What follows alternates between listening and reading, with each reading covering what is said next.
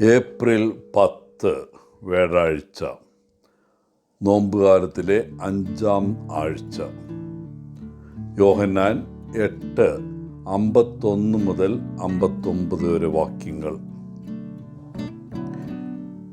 യേശുവിന് ഭ്രാന്താണെന്ന് നിങ്ങൾ എപ്പോഴെങ്കിലും കരുതിയിട്ടുണ്ടോ?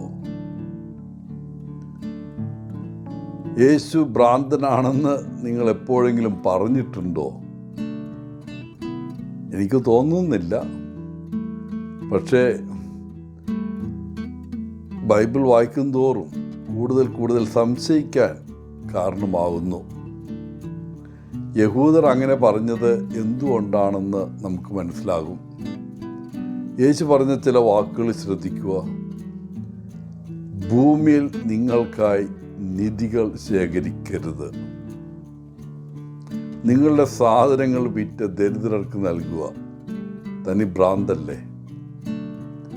അപരിചിതരെ സ്വാഗതം ചെയ്യുക. മറ്റേ കവിൾ കൂടി കാണിച്ചു കൊടുക്കുക. കൊള്ളാം. നിങ്ങളുടെ ശത്രുവിനെ സ്നേഹിക്കുക. 77 തവണ ക്ഷമിക്കുക. ഇത് ഭ്രാന്തല്ലാതെ എന്താ? നിങ്ങളെ തന്നെ വലിയവനാക്കരുത്. പക്ഷെ എല്ലാവരുടെയും അവസാനത്തെ ആളും ദാസനുമായിരിക്കുക. സ്വയം ത്യജിച്ച് നിങ്ങളുടെ കുരിശുമെടുത്ത് തന്നെ അനുഗമിക്കുക. ഇത് തനി ഭ്രാന്തല്ലേ?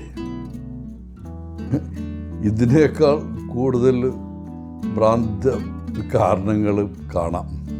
ഇന്നത്തെ സുവിശേഷത്തിലെ യേശു യഹൂദന്മാരോട് പറയുകയാണ്, അവർ യഥാർത്ഥത്തിൽ തൻ്റെ വചനം പാലിച്ചാൽ ഒരിക്കലും മരണം കാണുകയില്ല എന്ന്. യേശുവിൻ്റെ വാക്കുകൾ കേട്ട് എല്ലാവരും എത്രമാത്രം അത്ഭുതപ്പെട്ടിരിക്കും. ഒരിക്കലും മരണം കാണില്ല എന്ന്. യേശു എന്താണ് ചിന്തിച്ചത്? ഭാവിയിൽ ഒരു ഘട്ടത്തിൽ നമ്മളെല്ലാവരും മരിക്കുമെന്ന് ഭൂമിയിലുള്ള എല്ലാവർക്കും അറിയാം. ജീവിതത്തിൻ്റെ സ്വാഭാവിക ഗതി ഇതാണ്. അതുകൊണ്ട് സ്വാഭാവികമായും യഹൂദന്മാർ യേശു ഭ്രാന്തനാണെന്ന് കരുതി. താൻ മരിക്കില്ലെന്ന് അവൻ ശരിക്കും വിശ്വസിച്ചിരുന്നോ? താൻ അബ്രാഹത്തിനേക്കാളും അല്ലെങ്കിൽ പ്രവാചകന്മാരെക്കാളും വലിയവനാണെന്ന് അവൻ യഥാർത്ഥത്തിൽ വിശ്വസിച്ചിരുന്നോ? എത്ര മഹാന്മാരായിരുന്നിട്ടും എല്ലാ പ്രവാചകന്മാരും മരിച്ചു. പിന്നെ എന്തുകൊണ്ടാണ് യേശു താൻ വ്യത്യസ്തനാണെന്ന് കരുതിയത്?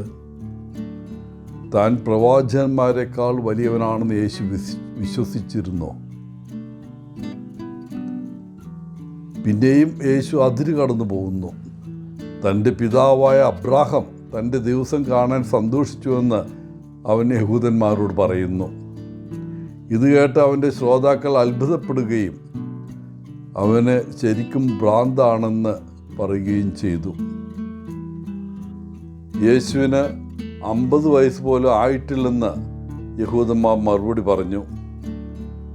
അങ്ങനെയുള്ള ഒരാൾക്ക് എങ്ങനെ അബ്രഹാമിനെ കാണാൻ കഴിയും? യേശു അവരോട് ലളിതമായി പറഞ്ഞു, അബ്രഹാം ഉണ്ടാകുന്നതിന് മുമ്പ് ഞാൻ ആയിരുന്നു. യഹൂദന്മാർ അപ്പോൾ യേശുവിനെ എറിയാൻ കല്ലുകൾ ശേഖരിക്കാൻ തുടങ്ങി. എന്നാൽ യേശു വളരെ നിശബ്ദമായി ദേവാലയത്തിൽ നിന്ന് പുറത്തേക്ക് നടന്നു. പ്രിയപ്പെട്ടവരെ, യേശുവിനെ പോലെ ഭ്രാന്തനായിരുന്നെങ്കിൽ എന്ന് ഞാൻ ആഗ്രഹിക്കുന്നു. ഞാൻ അങ്ങനെയല്ല ഇപ്പോൾ. നിങ്ങൾ അങ്ങനെയാണോ? ലോകത്തിലെ മിക്കവരും അങ്ങനെ അല്ല. പക്ഷെ നമ്മളെല്ലാവരും യേശുവിനെ പോലെ ആയിരുന്നെങ്കിൽ എന്തു ചെയ്യും? നമ്മൾ യേശുവിനെ പോലെ ഭ്രാന്തന്മാരാണെങ്കിൽ എന്ത് സംഭവിക്കുമായിരുന്നു ഈ ലോകത്ത്? എല്ലാവർക്കും നല്ലൊരു ദിനം ആശംസിച്ചുകൊണ്ട് ഒത്തിരി സ്നേഹത്തോടെ പോളച്ചൻ, CSSR ഫ്രം കേരള.